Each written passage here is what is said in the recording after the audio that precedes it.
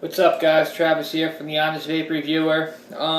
Today I'm just going to do a little short video. So basically, today's video is going to be about why the kangertech sub box or top box or any of the kangertech boxes, the knee box, the K box, why any of those mods cannot blow up in your face, or basically why any regulated mod cannot blow up in your face. Because I guess somebody in New York, some stupid kid, last week or whatever, his mod blew up in his face. Really fucked up his whole face, in the hospital, the whole spiel, knocked his teeth out, pretty disfigured and stuff. So, let me first explain to you guys why that happened to him. So, basically, I didn't read the article, but I am an electrician by trade, and, I have a really good understanding on how this shit works. And, first I'm going to explain to you why that happened to him. Right off the jump, I can tell you he was either using an unregulated mod, he was either using an unregulated box mod or an unregulated pipe mod. One of the ones that's a cylinder that usually presses in from the bottom. This is why that blew up on him and why they blow up on several people. An unregulated mod, it doesn't tell you how many watts it is. So, it doesn't tell you how many it is to begin with. And you can't change the amount of output power that the mod is distributing. So, basically, if you have a mod, an unregulated mod, let's say it's pushing out 200 watts, right? And now you go and make a coil on your dripper. You're not really that good of a coil maker. You build a 1.0 coil. So not even a sub-ohm coil. A 1 ohm coil. Not a 0.1, a 1.0 ohm coil, or even a 0.9 coil, right?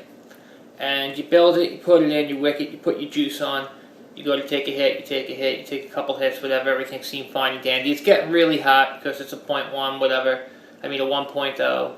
So basically, is what's going to happen if you put a coil in there that's meant to only handle 15, 20 watts worth of power, and you put 2, 3, 4, 500 watts of power through it, it's not going to blow up on the first hit.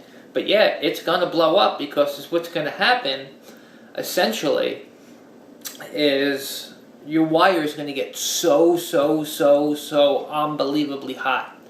And then to boot, you got the vegetable glycerin and the PG and the flavor additives in there.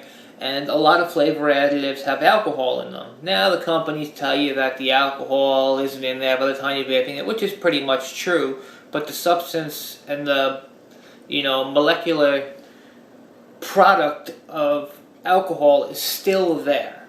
So that's only a small part of it. You got the glycerin, which is like oil. You got the PG, which is like oil. You got the flavor additives, which is usually in a PG or a VG base to begin with. You got the nicotine, which is an oil base. So basically it's what's happening. You're taking all that, you're putting it around a burning hot piece of wire. Now this wire has gotten way hotter than it should get. Kanthal wire, I don't remember the numbers off my head, but Kanthal A1 wire can only get to a certain temperature before you start having issues with it and it starts melting. So here's what's going to happen. You're going to take a 1.0 coil that's meant to only handle 15, 20 watts max. You're going to put it in an unregulated mod that's pushing out, let's say, 200 watts. You're going to take a few hits. It's going to get super hot. Now you're going to go to take another hit, but what you don't know is, from the last hit, the wire got so hot it started to break down and melt.